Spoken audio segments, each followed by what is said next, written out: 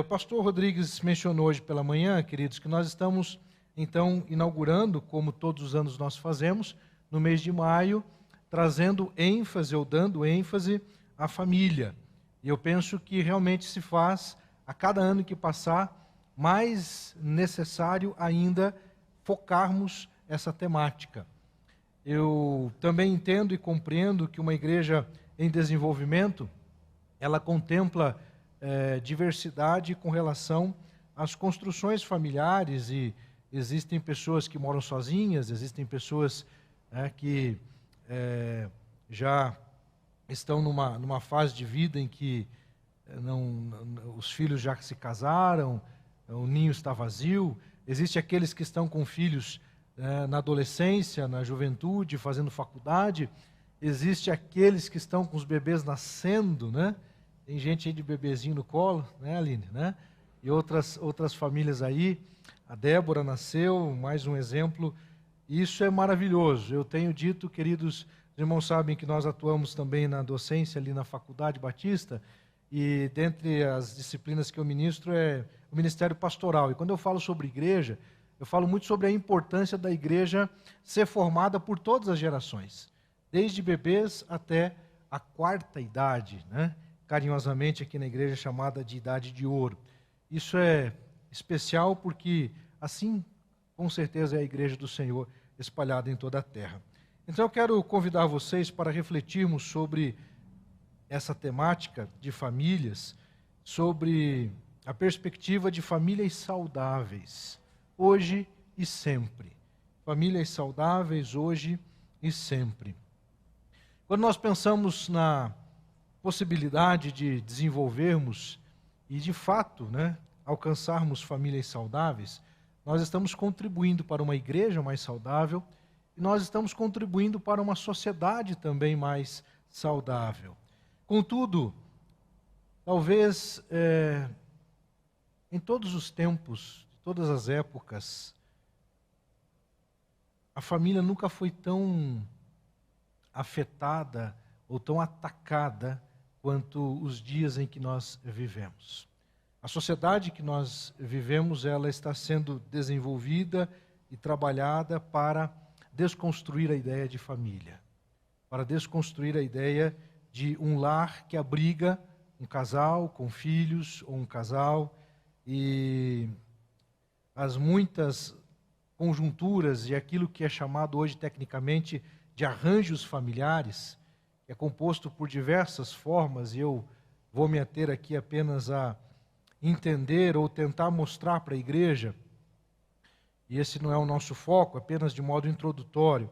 Eu gostaria de trazer aqui, meus irmãos, algumas causas, algumas razões do porquê a família está sendo desconstruída.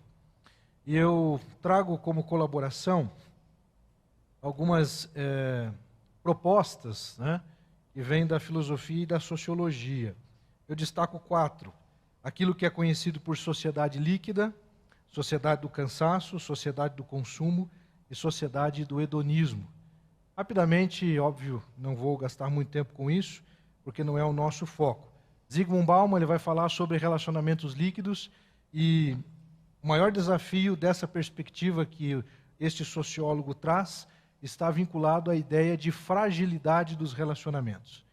Relacionamentos que, comparado à analogia que ele usa, é líquido, se desfaz com facilidade, se desenvolve ou se apresenta com pouca solidez. É exatamente a ideia oposta daquilo que é sólido. Então, em vez de termos relacionamentos sólidos, bem construídos, bem definidos e delineados, inclusive fazendo agora conexão com aquilo que a Bíblia nos diz, são relacionamentos frágeis, relacionamentos que não conseguem se manter por muito tempo. Byung-Chul Han é um filósofo coreano, relativamente jovem, que faz uma abordagem, os irmãos já me ouviram fazer uma palestra sobre isso, falando sobre a sociedade do cansaço, em que ele destaca o quanto nós somos desafiados a demonstrar desempenho. Precisamos ter um alto desempenho em tudo que fazemos. Precisamos ser bem-sucedidos em tudo que fazemos. Há uma cobrança desde que a criança nasce, para que ela se destaque, para que ela se desponte, para que seja o melhor aluno da classe, para que tire as melhores notas, para que possa se desenvolver, passar no vestibular, de preferência de medicina ou algo tão difícil quanto.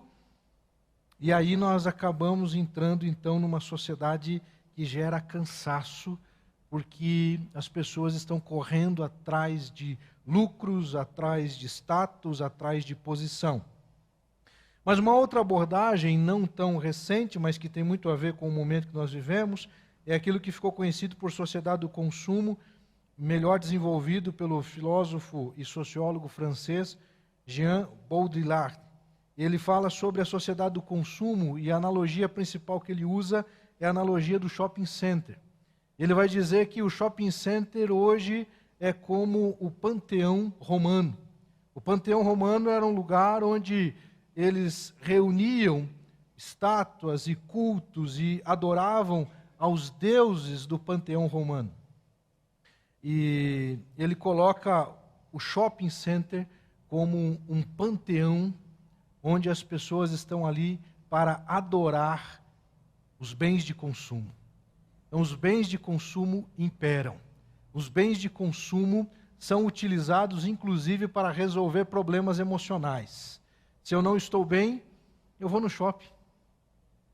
Se eu não estou me sentindo bem, eu vou no shopping para comprar alguma coisa, comer alguma coisa, gastar um pouco. E parece que se sente melhor gastando. E daí vem a fatura do cartão de crédito e você fica mal de novo, e aí você vai gastar mais para se sentir melhor, né? E, de fato, meus irmãos, é muito interessante essa abordagem que ele faz. E eu quero trazer outra, que seja, talvez, com certeza, é a mais antiga e provavelmente a mais atual. Tentei achar uma melhor foto, coloca na tela ali, por favor.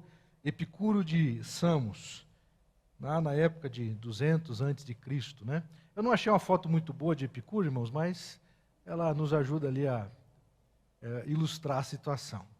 Epicuro é o filósofo responsável por desenvolver o epicurismo e que leva, claro, carga do seu nome, mas a ênfase hedonista é basicamente o seguinte: a vida não faz sentido. Não faz sentido viver. Por quê? Porque nós desfrutamos ou vivemos, sofremos e morremos, e já naquela época ele vai dizer que somos apenas como átomos que, após a morte, simplesmente desaparecem. Já que a vida, então, desaparece após a morte, na concepção dele, então o que mais importa é sentir prazer. É se expor ao prazer desenfreadamente para que você possa dar sentido à vida tendo prazer. Veja que nós estamos falando de algo lá, 250 aproximadamente antes de Cristo. Tem alguma coisa a ver com a nossa realidade hoje? Sim ou não? Totalmente. E nós vivemos um tempo hoje, queridos, em que esse conjunto daquilo que eu coloquei, por última vez destaca ali, Márcio, por favor, a sociedade líquida do cansaço, do consumo e do hedonismo, é apenas um exemplo daquilo que nós precisamos considerar está aqui no lado esquerdo, né, em vertical. Pós-cristã, uma sociedade pós-cristã. Amados, é pesado falar isso, é triste mencionar isso, mas nós estamos começando a administrar o ser igreja, ser cristão, numa sociedade que cada vez mais se torna pós-cristã, onde os valores do cristianismo estão sendo o tempo todo questionados, sempre foram, mas com uma força, com uma velocidade cada vez maior. Pastor, professor também, Luiz Tarquínio Pontes Neto, pastor da PIB de Pato Branco, estávamos numa reunião e falávamos sobre os desafios do nosso tempo, e ele dizia algo que me chamou muita atenção, ele falando que nós estamos vivendo uma sociedade onde defender família, defender casamento, defender criação de filhos, pai, mãe, homem, mulher, esses valores que nós temos, será algo restrito ao contexto das igrejas. Isso não será algo mais comum na sociedade, queridos. a gente já começa a observar isso com grande ênfase. A sociedade está absorvendo uma ideia de que esse panorama, esse perfil de sociedade é ultrapassado, é ultrapassada. E nós, enquanto povo de Deus, seremos os detentores da verdade que nós cremos, daquilo que a Bíblia nos mostra a respeito do que deve realmente viver e ser. Então, para sermos famílias saudáveis hoje e sempre, nós precisamos olhar para as Escrituras, e eu separei o texto de Isaías, capítulo 59, um texto emblemático, um texto profundo, de reflexões duras, de confrontações, para um povo que estava numa linha de desvio da vontade de Deus. Deus levanta o profeta Isaías, e aqui eu não vou entrar nos meandros se era o primeiro Isaías, se era o segundo, ou se era o terceiro Isaías. Mas o fato é que no livro do profeta Isaías nós encontramos Deus revelando ao povo de Israel, alertando-os quanto a perigos e decisões que eles estavam tomando que estavam afastando Israel da vontade de Deus. De maneira, queridos, que com base nesse texto que leremos agora, eu quero pensar sobre 3 realidades daquele tempo, para aquele tempo, e que também são adequadas para hoje e sempre. Realidades que nos ajudarão a refletir sobre famílias saudáveis.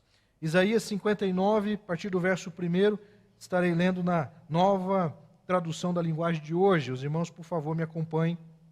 A palavra de Deus que nos diz da seguinte forma: Vocês estão pensando que o Senhor perdeu a força e não pode nos salvar? Ou pensam que Ele está surdo e não pode nos ouvir? Pois são os pecados de vocês que os separam do seu Deus, são as suas maldades que fazem com que Ele se esconda de vocês e não atenda às suas orações. Vocês têm as mãos manchadas de sangue e os dedos sujos de crimes. Vocês só sabem contar mentiras e os seus lábios estão sempre dizendo coisas que não prestam. Não é para procurar a justiça que vão ao tribunal, e ninguém diz a verdade ao juiz. Todos confiam em mentiras e falsidades, e inventam maldades e praticam crimes. Os seus planos perversos são como os ovos de uma cobra venenosa. Quem come os ovos morre, e se um se quebra, deles sai outra cobra venenosa. Os seus planos não prestam para nada, parecem teias de aranha. Elas não servem para fazer roupa e ninguém pode se vestir com elas. Tudo o que vocês fazem é mal, todas as suas ações são criminosas. Vocês correm para fazer o que é errado e se apressam para matar pessoas inocentes. Vocês pensam somente em maltratar os outros e por onde passam, deixam a destruição e a desgraça. Não conhecem o caminho da paz e todas as suas ações são injustas. Vocês preferem seguir caminhos errados e por isso não têm segurança. Deus ainda não nos salvou, pois temos pecado, e por isso Ele demora em nos socorrer. Procuramos a luz, mas só encontramos a escuridão. Buscamos lugares claros, mas continuamos nas trevas. Andamos apalpando as paredes como se fôssemos cegos, como se não tivéssemos olhos. Ao meio-dia tropeçamos como se fosse de noite, e em plena flor da idade parecemos mortos. Rugimos como ursos assustados, gememos como pombas, esperamos a salvação, porém ela demora. Desejamos socorro, mas ele está longe de nós. Verso 12, temos pecado muito contra ti, ó Deus, e os nossos pecados nos acusam. Não podemos esquecer as nossas maldades, reconhecemos que somos culpados. Não temos sido fiéis, temos nos revoltado contra ti e nos afastado de ti, o nosso Deus. Temos falado de crimes e de revoltas, e temos feito planos para enganar os outros. A justiça é posta de lado e o direito é afastado. A verdade anda tropeçando no tribunal e a honestidade não consegue chegar até lá.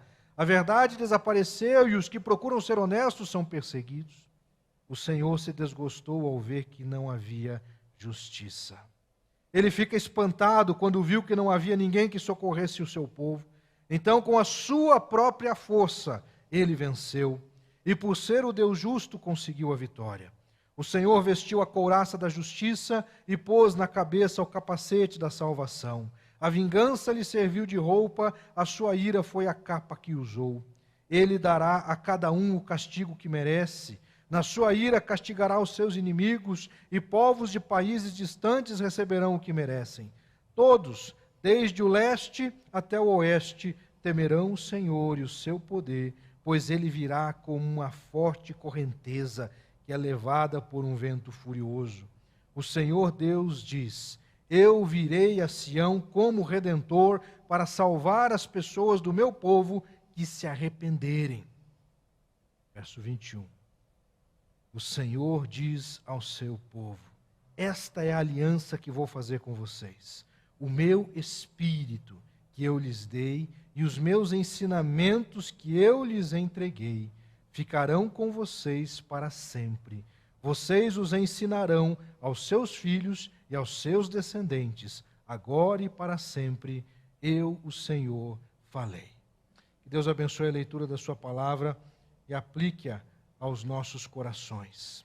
Senhor, nosso Deus e Pai, em nome de Jesus, pedimos a Deus que esta palavra lida possa, ó Deus, ser por nós agora assimilada, compreendida, e também, ó Deus, possamos, a partir das resoluções que o Senhor gerar em nosso coração, sermos fiéis e vivermos de acordo com a Tua vontade. Ajuda-nos, ó Pai, a entendermos a realidade que nós vivemos hoje e como devemos nos posicionar diante disso. Essa é a minha oração em nome de Jesus. Amém. Eu mencionei, meus irmãos, que nós veremos três realidades a partir do texto de Isaías 59. A primeira realidade diz respeito ao triste retrato da sociedade, ao triste relato da sociedade. O texto de Isaías 59, de 1 a 15, que foi lido nesse momento, revela-nos a respeito das maldades, dos crimes que foram cometidos. Nós encontramos aqui, queridos, dentre estes elementos, mentira, perversidade, impiedade, infidelidade, injustiça, corrupção, desonestidade. Nós encontramos, meus queridos, uma triste realidade, que é a realidade da natureza humana. A natureza humana é propensa ao pecado. A natureza humana estará sempre procurando encontrar caminhos para acessar aquilo que atende aos desejos da carne. Enquanto nós vivemos de acordo com as vontades da carne, as vontades humanas, enquanto nós estivermos de mãos dadas com aquilo que a sociedade mostra, com aquilo que a sociedade ensina, nós estaremos vivendo longe daquilo que é a vontade de Deus. E quando nós olhamos, meus queridos, para aquela realidade das sociedades que eu comentei há pouco, é interessante observarmos que mesmo a academia, mesmo os estudos, eles tentam racionalizar todas as coisas. E, de fato, racionalizam todas as coisas. E não é coisa atual, nós vimos que Epicuro, já há muito tempo no passado, racionalizou.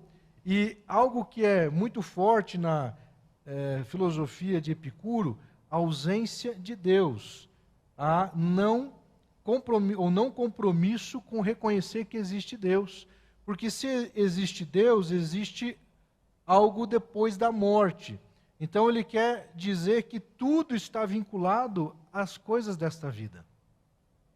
Interessante o apóstolo Paulo nos dizer em 1 Coríntios, capítulo 15, se esperamos de Deus somente para esta vida, somos de todos mais dignos de lástima. Com certeza ele tinha em mente também esta filosofia. Ele estava dizendo para nós, meus irmãos, que de fato existe algo muito maior. Existe algo muito especial que Deus realizou, que Deus fez, e nós poderemos acessar. Mas aqui, neste mundo, estamos vinculados a uma sociedade cuja maldade é equiparada às trevas. Verso 5 diz que os seus planos perversos são como os ovos de uma cobra venenosa. Quem come os ovos morre, e se um se quebra, dele sai outra cobra venenosa. Os seus planos não prestam para nada, parecem teias de aranha. Não dá para fazer roupa, não dá para fazer nada com elas. E Isso está vinculado, meus irmãos, àquilo que a sociedade propõe.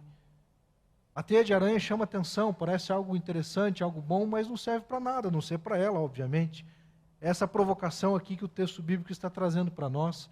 Cobra venenosa é uma serpente, é uma víbora. E o que nós observamos é que os seres humanos eles vão construindo, eles vão botando ovos, sementes, em que o mal se prolifera cada vez mais. Precisamos estar atentos, irmãos, porque ovos de serpente estão sendo colocados nas salas residenciais, nos quartos, dentro da nossa casa. Ovos de cobra venenosa estão sendo colocados dentro da sua casa, se você não prestar atenção. Através da internet, através dos meios de comunicação, através do acesso a conteúdos, materiais, que exatamente levam-nos a desfrutar de um prazer. E parece inofensivo. Um filme, um seriado, um desenho. Irmãos, é impressionante a quantidade de desenhos que hoje, naquela plataforma de streaming Netflix, que talvez seja mais conhecida, existem desenhos ali em que isso que eu estou falando de ovos de serpente estão presentes. Desenhos que incentivam a promiscuidade, pornografia, o suicídio por crianças. O mal dentro das nossas casas. E se nós não estivermos atentos, os nossos filhos estarão acessando esses materiais. E muitos, meus queridos, acabam não percebendo, não se apercebendo da gravidade que isso é. É muito grave. O retrato da sociedade daquela época é o retrato de uma sociedade que estava de mãos dadas com as trevas, de mãos dadas com o mal, de mãos dadas com a injustiça. Verso 7, vocês correm para fazer o que é errado, se apressam para matar pessoas inocentes.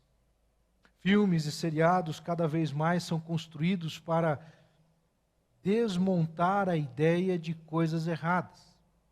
Está vindo, meus irmãos, uma avalanche de filmes, de grandes estúdios, em que os vilões cada vez mais são apresentados como os personagens a serem admirados. As trevas são colocadas como algo poderoso, imponente, forte. O mal é colocado como algo bom. Os personagens da ficção cada vez mais colocam, e a ideia é mostrar que o diabo não é tão mal assim. As trevas não são tão ruins assim. Isso, meus irmãos, vem revestido de uma série de elementos. E nós precisamos estar atentos para discernir, porque isso está diante dos nossos olhos. Diante dos nossos olhos, diante das telas. O mundo hoje vive em telas. Há, meus irmãos, um apelo por parte de psicopedagogos, de profissionais da área da educação e mesmo da psicologia, falando que os pais precisam estar atentos porque o excesso de tela para crianças pequenas, meus irmãos, causa um efeito negativo, um efeito nocivo na mente. Estudos têm apontado, meus irmãos, que pela primeira vez, novas gerações estão apresentando resultados de coeficiente de inteligência menor que dos seus pais. Porque o excesso de tela diminui a criatividade em alguns aspectos. Não estou dizendo que tem que abolir tela. Existem estudos que mostram que o uso de telas, desses recursos tecnológicos, podem ajudar, mas tem que ter limite. Os produtores de redes sociais, os produtores de softwares da tecnologia, eles são rígidos com seus filhos e não permitem que seus filhos acessem mais do que meia hora de internet por dia, somando tudo. Quanto tempo você gasta?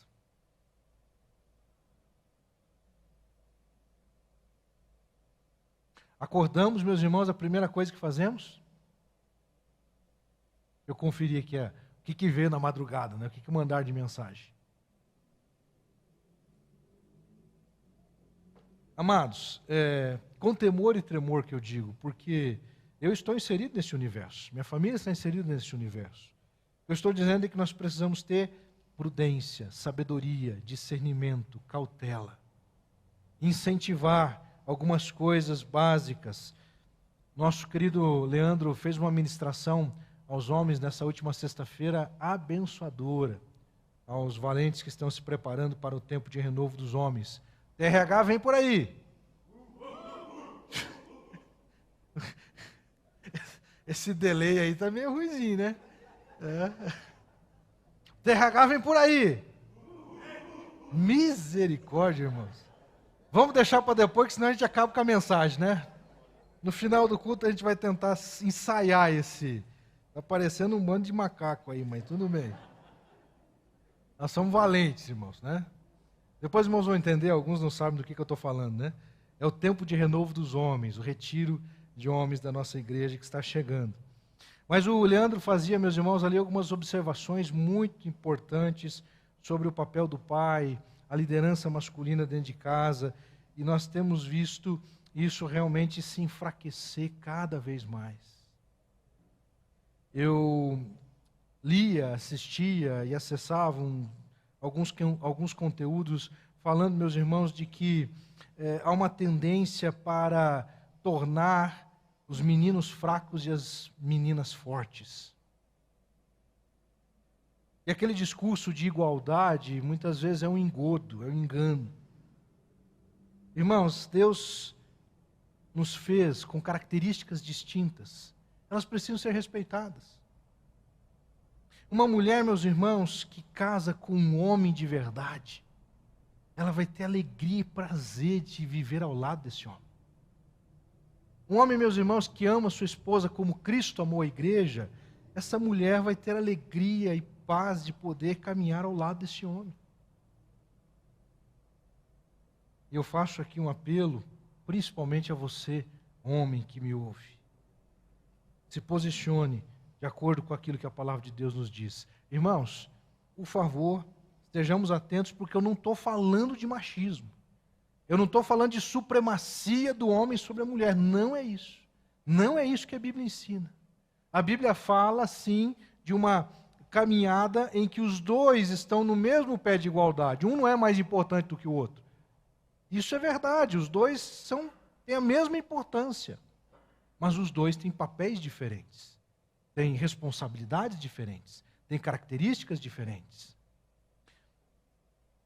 Não precisa, meus irmãos, ser expert, basta conhecer um pouquinho de biologia ou de anatomia, você sabe quais são as diferenças entre o corpo de um homem e o corpo de uma mulher. E agora tem todo um aparato para tentar dizer que não existe diferença nenhuma, mas existe. A biologia prova que existe. Médicos provam que existe. Cientistas provam que existe.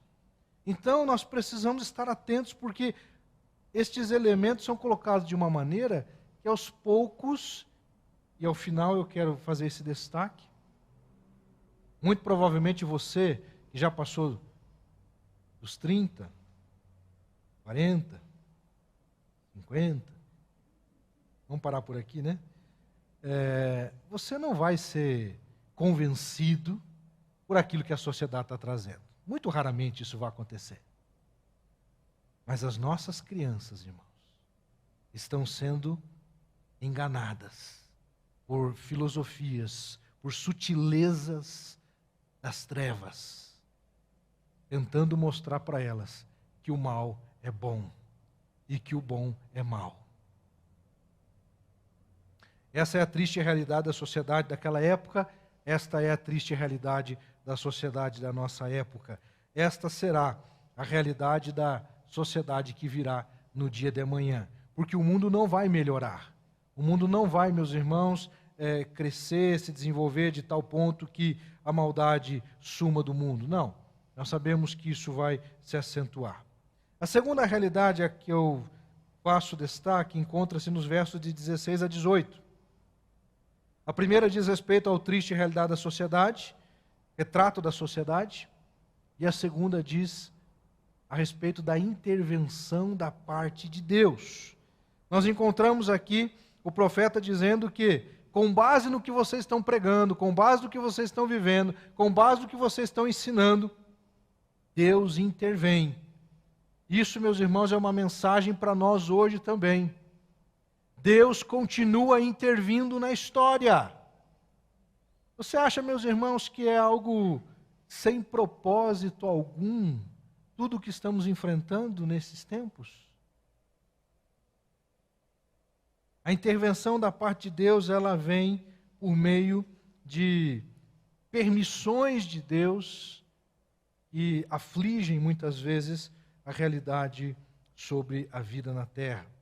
Verso 16 destaca: ele ficou espantado quando viu que não havia ninguém que socorresse seu povo, então com a sua própria força ele venceu e por ser o Deus justo conseguiu a vitória. Ele já está fazendo aqui um prenúncio da intervenção. O Senhor vestiu a couraça da justiça e pôs na cabeça o capacete da salvação. A vingança lhe serviu de roupa, a sua ira foi a capa que usou. Ele dará a cada um, verso 18, o castigo que merece. Na sua ira castigará os seus inimigos e povos de países distantes receberão o que merecem. Meus irmãos, tem gente achando que esse negócio de ira de Deus é coisa do Antigo Testamento. Tem gente que separa a teologia entre Antigo e Novo Testamento. Sim, didaticamente nós podemos até estudar a teologia do Antigo Testamento e a teologia do Novo Testamento. Mas nós não podemos confundir e achar que existe um Deus do Antigo Testamento e um Deus do Novo Testamento. Isso já foi combatido durante a história da igreja em vários momentos. Marcião foi um dos que se levantou e começou a pregar dizendo que ele aceitava apenas os escritos de Paulo. E o resto tudo tinha que jogar fora. Ele não aceitava os livros do Antigo Testamento, não aceitava vários dos textos do Novo Testamento. E hoje nós temos também alguns defensores desse tipo de pensamento, dessa linha de pensamento. Um pastor muito conhecido na década de 80 e 90, que se tornou, inclusive, considerado o líder dos evangélicos naquele tempo. Depois de uma queda moral, ele começa a enveredar para uma outra vertente teológica, e hoje ele vai sustentar exatamente isso. A Bíblia precisa ser relida, precisa ser ressignificada.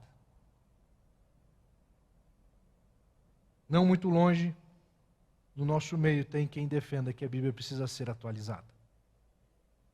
Mas, amados, nós precisamos entender que a Bíblia é a palavra de Deus. Isaías 59 continua tendo a sua importância.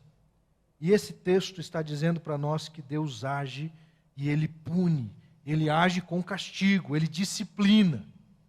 Ah não, mas essa disciplina é coisa lá do Antigo Testamento, depois não aparece. Será que não aparece, irmãos?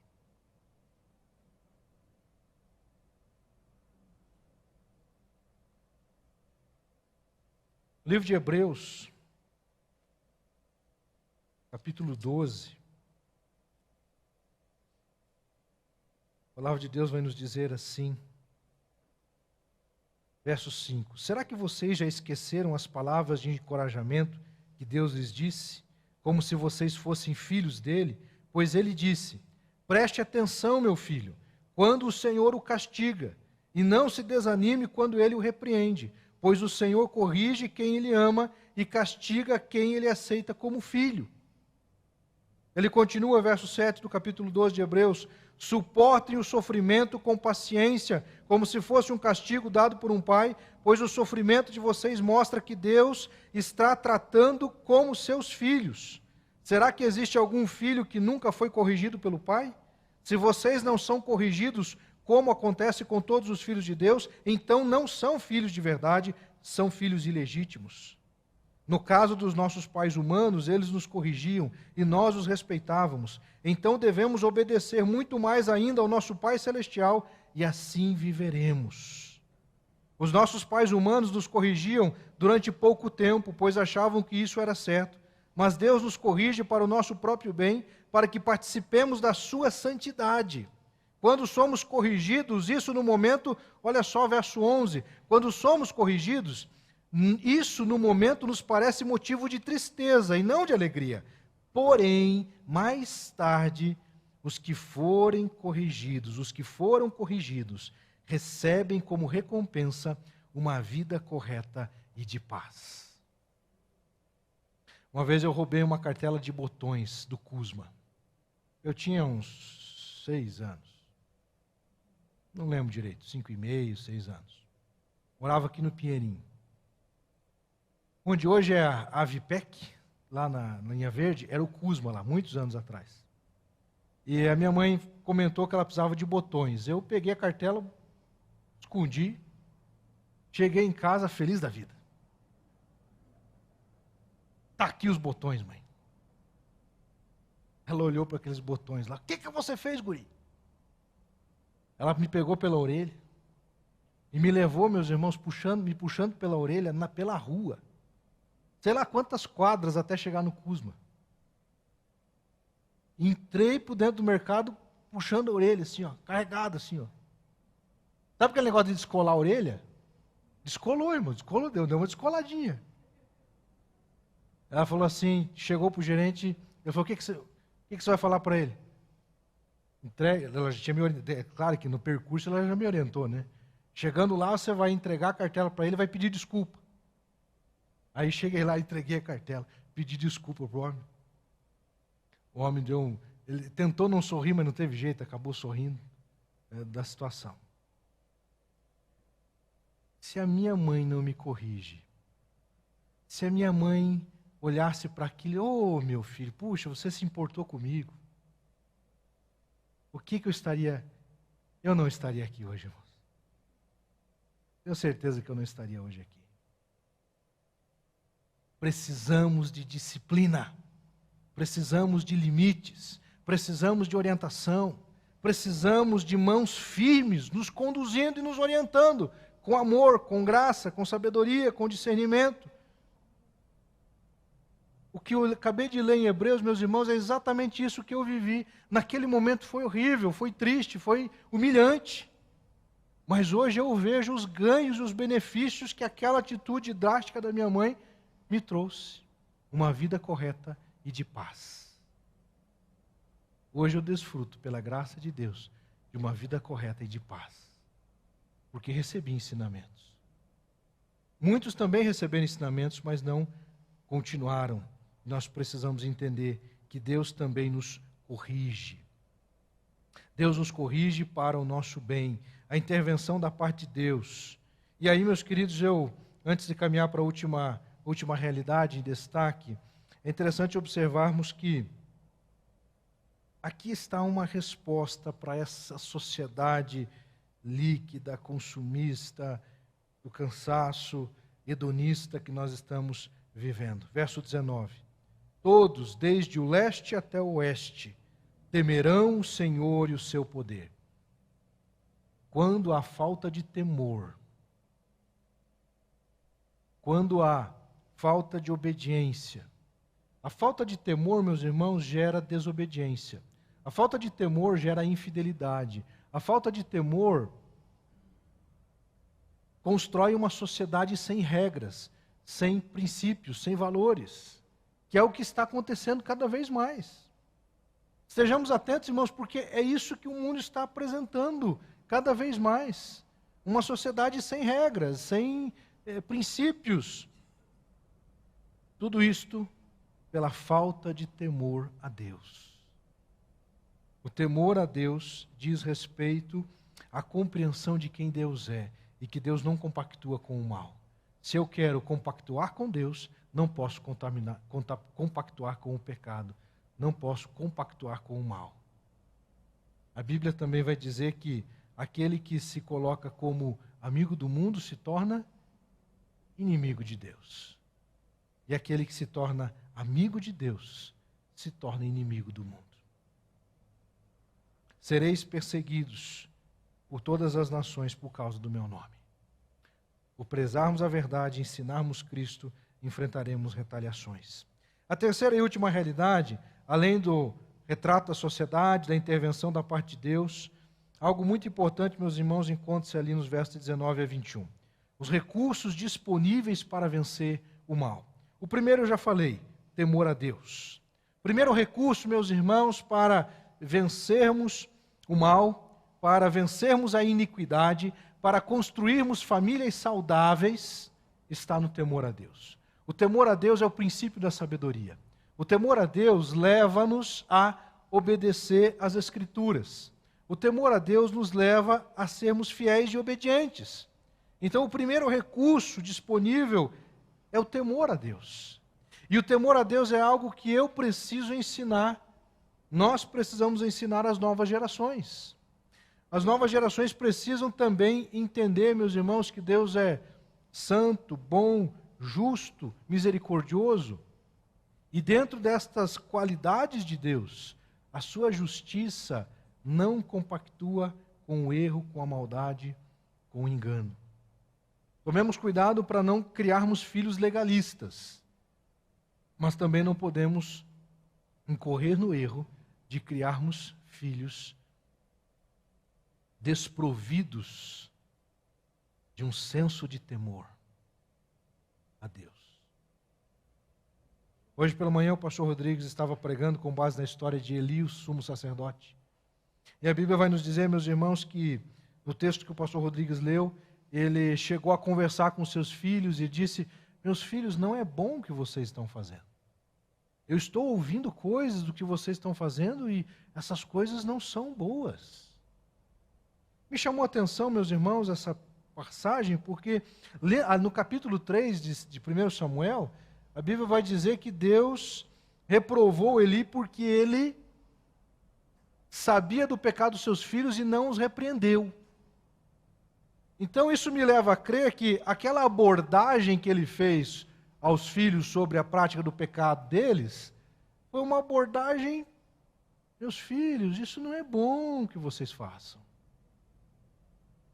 E tem muitos pais, meus irmãos, agindo assim: filhinho, não, faz assim, filhinho. Meus irmãos, tomemos cuidado. Gente, a gente assiste algumas cenas em mercado, em escola, para não dizer igreja, em que a criança está, meus irmãos, virando o mundo de perna para o ar. E o pai e a mãe: ai, que lindo. Oh, meu filho é tão cheio de energia. Bota limite, meu irmão. Ensina, instrui. Sabe por quê? Se você não fizer isso, é ele que vai pôr limites em você. É ele que vai começar a dar ordens na tua casa. Eu sempre, quando eu falo desses assuntos, eu lembro de uma história de um pastor amigo meu, que uma mãe ligou para ele, pedindo ajuda desesperada, não era da igreja, e dizendo: pastor, me ajude, eu não sei como lidar com a minha filha, porque tudo é ela que determina, ela está determinando até agora qual roupa que eu uso, pastor. E daí ele: bom, quantos anos tem a sua filha? Ela tem 8. Eu não sei o que fazer com a minha filha de 8 anos. Irmãos, tem alguma coisa errada. Tem alguma coisa errada nesse tipo de criação de filhos, onde tudo é permitido. Uma frase, meus irmãos, que eu entendo, olha, eu digo para vocês, eu entendo, mas nós precisamos ter coragem para refletir. Muitos pais que durante a sua infância foram privados de muitas coisas, e quando eles se tornam adultos e adquirem uma certa estabilidade econômica, dizem assim, como é que é aquela frase? Eu vou dar para o meu filho tudo aquilo que eu não tive. Eu não quero que o meu filho passe pelas mesmas coisas que eu passei. Claro, existem muitas coisas que realmente nós não queremos. Mas o fato, meus irmãos, é que privações fazem parte da formação do caráter de uma pessoa. Se ele recebe tudo o que ele quer, se tudo é dado, se nada lhe é negado, você estará deformando o caráter daquela criança. Você estará construindo um homem que vai dar trabalho para professor, vai dar trabalho para chefe, vai dar trabalho para a sociedade. Temor a Deus é o princípio da sabedoria. Primeiro recurso. Segundo recurso, meus queridos, o Senhor Deus diz, verso 20, eu virei a Sião como redentor para salvar as pessoas do meu povo que se arrependerem. Segundo recurso, arrependimento. O arrependimento, meus irmãos, é um instrumento que nos permite acessar e experimentar e desfrutar da graça de Deus nas nossas vidas. É interessante observarmos que tem muita gente pregando sobre graça sem arrependimento. Arrependimento faz parte, meus irmãos, de uma vida cheia de graça, da graça de Deus nas nossas vidas. Significa que quanto mais da graça de Deus eu tenho, mais eu tenho um senso de vida cristã, de discernimento para não incorrer em erros e me desviar da vontade de Deus. A palavra de Deus nos diz no texto de Provérbios, aquele que confessa o seu pecado e o abandona, encontrará misericórdia. Mas aquele que não se arrepende do seu pecado, ele vai sofrer as consequências disso. A mensagem de João Batista foi uma mensagem curta, objetiva e direta. O que ele disse? Eu pensei que ia ter um uníssono agora, irmãos. Vamos lá. Arrependei-vos. Essa foi a mensagem de João Batista. Arrependei-vos. Qual foi, meus irmãos, a primeira mensagem de Jesus que o Evangelho nos relata? Arrependam-se. O reino dos céus chegou. Arrependam-se. O reino do céu chegou. Meus irmãos, o que está faltando em nosso tempo é falta de temor a Deus, é falta de arrependimento genuíno e verdadeiro no coração. A falta de arrependimento faz com que a gente continue pecando. O arrependimento nos leva a ter uma compreensão de quem Deus é e a sua santidade, e nós nos posicionamos debaixo desta percepção e dizemos, Senhor, tem misericórdia de mim, que sou pecador. O arrependimento nos leva à humildade. A humildade nos leva à dependência e à intimidade com Deus. Além do temor a Deus, do arrependimento, a Bíblia nos diz o verso 21. Põe na tela ali, por favor, Márcio. O Senhor diz ao seu povo, esta é a aliança que vou fazer com vocês. O meu Espírito que eu lhes dei e os meus ensinamentos que eu lhes entreguei ficarão com vocês para sempre. Vocês os ensinarão aos seus filhos e aos seus descendentes, agora e para sempre, eu, o Senhor, falei. O verso 21 nos destaca aqui mais dois recursos. O meu Espírito que eu lhes dei. Então nós, amados, agora entendendo a completude da revelação do Evangelho, da Palavra de Deus, em Atos 2 nos diz a Bíblia que o Espírito Santo desceu sobre toda a carne. E ele está agora sobre a igreja. A igreja, meus irmãos, tem o Espírito Santo. Aquele que é nascido de novo tem o Espírito Santo. Então nós temos o poder de Deus em nós. O nosso terceiro recurso, seguindo a ordem aqui do texto, é o poder do Espírito Santo que habita em nós. Ah, meus irmãos, como nós temos que acessar mais do Espírito Santo, acessar mais do poder do Espírito Santo em nossas vidas. Recebereis o poder ao descer sobre vós o Espírito Santo, e sereis minhas testemunhas, tanto em Jerusalém, Judeia, Samaria, até os confins da terra, nos diz o texto de Atos 1:8. Recebereis o poder que leva, meus irmãos, a causar uma transformação, um impacto, mudança de vida. Nós temos o Espírito Santo, precisamos, ó meus irmãos, conduzir as nossas famílias debaixo do Espírito de Deus. Que o Espírito de Deus nos conduza, ensinar os nossos filhos a orar, ensinar os nossos filhos a enfrentar Satanás, irmãos. Temos que ensinar os nossos filhos a se posicionar diante do mal e repreender o mal em nome de Jesus. Irmãos, é algo maravilhoso vermos o movimento de Deus em tantos lugares. E filho de um pastor amigo meu, menino de 7 anos, passou por uma experiência de manifestação demoníaca, e o menino levantou a mão, repreendeu e disse: sai em nome de Jesus. E o demônio saiu. Você imagina essa experiência para esse menino? Irmãos, esse é o poder do Espírito Santo em nós. Temos que ter autoridade que vem de Deus. O tempo não nos permite continuar nos aprofundando tanto. O quarto recurso, meus irmãos, consegue, põe na tela ali, Márcio, vamos ver se o povo adivinha. Não, pode adivinhar, não, porque isso é pecado, né? Olha, esta é a aliança que vou fazer com vocês, o meu espírito que eu lhes dei, os meus ensinamentos que eu lhes entreguei. Qual é o quarto recurso? A palavra de Deus, os ensinamentos que Ele nos deu.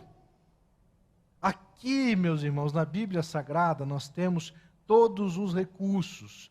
Tudo que você precisa saber para educar seu filho está aqui, tá? Você pode usar livros, tem bons livros aí, cristãos, muito bons. Mas, irmãos, está aqui. Educação de filhos, você tem que tirar da Bíblia. Para ser o melhor marido do mundo, está aqui. Para ser o melhor esposo do mundo, está aqui. Para ser uma família saudável, está onde? Na Bíblia. O que acontece, meus queridos, quando nós sabemos que existem recursos e não utilizamos esses recursos? Não desfrutaremos das bênçãos. A pessoa está doente, a caixa de remédio está do lado, ele sabe que se ele tomar o remédio vai fazer bem para ele, mas ele não toma o remédio. Tem muita gente assim, meus irmãos, doente, mas não quer tomar remédio. Não quer tomar o remédio que está na palavra, que é arrependimento, que é temor a Deus, que é vida debaixo do altar, na presença do Senhor. Finalizando, meus irmãos, o pessoal do louvor pode se chegar.